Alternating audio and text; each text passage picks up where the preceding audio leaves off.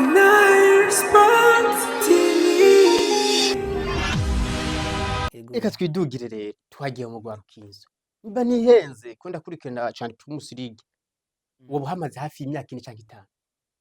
Oya, imyaka 6. Imyaka 5 barumva ni iyo myaka nyine ko ndavuga imyaka 2019 jusqu'à 2005. Voilà. 2025. Umugwi wa mbere uja mu Rwarukinzo, umugwi wari ukunzwe kandi n'umugwi ufise izina. Tuvuze imigwi 5 nga mu gihugu cy'u Burundi muri Primus League. Nduka gushikana mu Rwarukinzo. Recruitment yawe ya mbere mu Rwarukinzo wavyitwaye mu gute? Ugumva umeze gute mu mubiri? Mu bisanzwe ico gihe ntaraza muri Rukinzo nari sanzwe tumenyeranye. Ntivyari cyane mugabo bidashemeye cyane n'umu perezida wa Rukinzo. Twara tuyaga bisanzwe ariko umunsi ambwiranye izina ati ndakeneye kuza kufasha umumenyereza asanzwe hari baguma wa misi kuko wari hasanzwe hari Rama bamwirukanye. Muri ico gihe yamaze kumwirukana maze kumbiye telefone naragiye cyane kuko naje narifuza ko nomenyereza umugwi wa Rukinzo kuko naransanzwe nawukunda bivanye nuko tumenyanye cyane n'uwo mu perezida kandi naje yarifuza gukorera ibujumbura kw'ico gihe nari mu Kayanza narifuza ko nokorera hafi yo mu rugo. Birumvikana narifuza gukorera hafi yo mu rugo. Sezo ya mbere mbega tutaraja kure sezo ya mbere uba nyimbo vyibuka championnat heze uri mu kibanza cyakanga.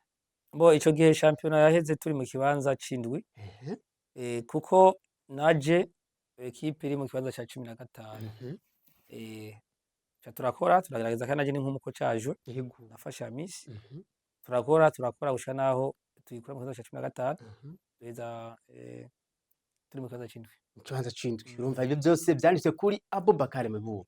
Turaduze gushika uno munsi. Reka tubanze tumere nk'abavuga mu mwaka uheze. Mu mwaka uheze umugwi wa Rukinzo wagize saison nziza cyane. Ndabisuye wagize saison nziza cyane. Ni kimeranya amenya n'umugwi waduserukiye muri Coupe de la Confédération nubwo bitakunze kushika kuri ariko uko biri kose twarabonye aho niveau ya Rukinzo yageze ko atari byo kugaya. Turashaka utubwire n'abakunzi benshi babye badusaba ko kocha Abubakar Meburu yoza mu bwami bwa Nile Sports TV. Seze umwaka uheze wayiteguye gute gushika yaho nimba nihenze mwarangije championnat muri kibanza ca 4 muca muri serukira no muri Coupe de la Confédération mutwaye Coupe du Président mutsinzwe umugwi wa Frambondi Centre ibitsindo 2 kuri kimwe. Seze umwaka uheze kocha Meburu yayiteguye gute?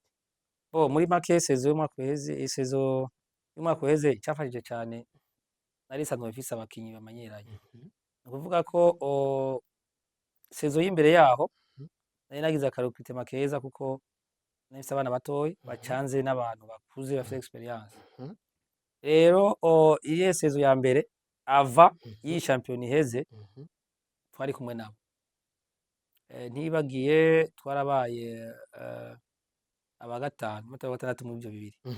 Après ngaho rero kwera abango bamaze kumenyerana naciye nk'uriki naciye ndabagumiza hamwe canongerezamwo bakeye cyane bashoboka naciye nongeramo Arteta shiramwo uwitwa Matata voilà na Via abandi bacaguma ari babadi nyene. Rero ico kintu cafashije kuko naciye haramaze kuba cohesion haramaze kumenyana cyane nico kintu cyo cyafashije iyi saison iheze kugira dushike muri Big 4 bari n'ubwa mbere ikipe ya Rukinzo muri Big 4 naco cyafashije kandi kugira twari kuri president Coupe du Président.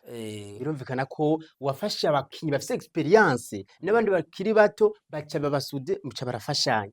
Ariko ibyo byose buriya burya bibaza umumenyereza kuko ikipe tumaze kubona bafite abakinyi banashima soit de yose 11 type qui bouge usanga bafite experience. Nile Sports TV.